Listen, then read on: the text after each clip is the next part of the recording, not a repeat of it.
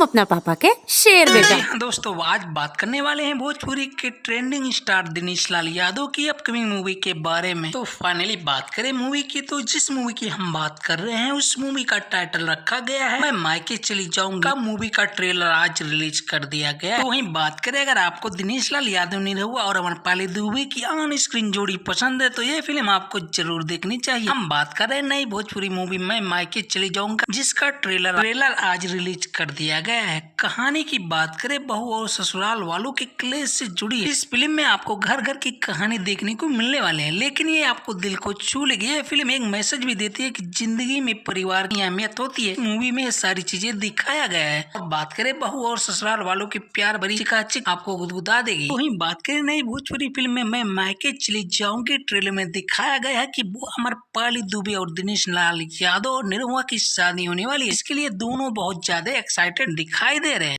बात करें इस मूवी की, अमरपाली एक सामान चुनकर लेती हैं, लेकिन ससुराल वालों में मानो उनका पूरा सामान लूट लिया जाता है। इस प्रकार से इस मूवी का स्टोरी बनाया गया है। इसके अलावा बात करें, अमरपाली दुबे का ससुराल में काम करके बुरा हाल हो जाता है, ऊपर से पेट भर खाना भी नहीं मिलता। दिनेश लाल यादव निरहुआ उनका साथ देने के लिए पूरी कोशिश करते हैं, लेकिन एक दिन उनके रिश्ते में खटास आ जाती है। इस प्रकार से इस मूवी की स्टोरी बनाई गई है। तो फाइनली बात करें इस मूवी की स्टोरी से ये पता चलता है कि मूवी एक पारिवारिक मूवी रहने वाला है। इस मूवी की बजट की बात करें, बहुत ही बड़ी बजट से बनाई गई। तो वहीं बात करें मूवी के डायरेक्टर की, तो इश्तियाक शेख ने किया है। निर्माता की बात करें, इकबाल मलिक ने किया है और प्रवीण कुमार है। तो फाइनली बात कर ले इस मूवी की रिलीज डेट का, अभी तक ऑफिशियली अनाउंसमेंट नहीं किया गया है। गुरु की माने ये मूवी हमें 1 जनवरी यानी 2025 को देखने को मिलने वाली है। अगर वीडियो पसंद आए तो वीडियो को लाइक, चैनल पे नए हो तो प्लीज सब्सक्राइब करना ना भूलें।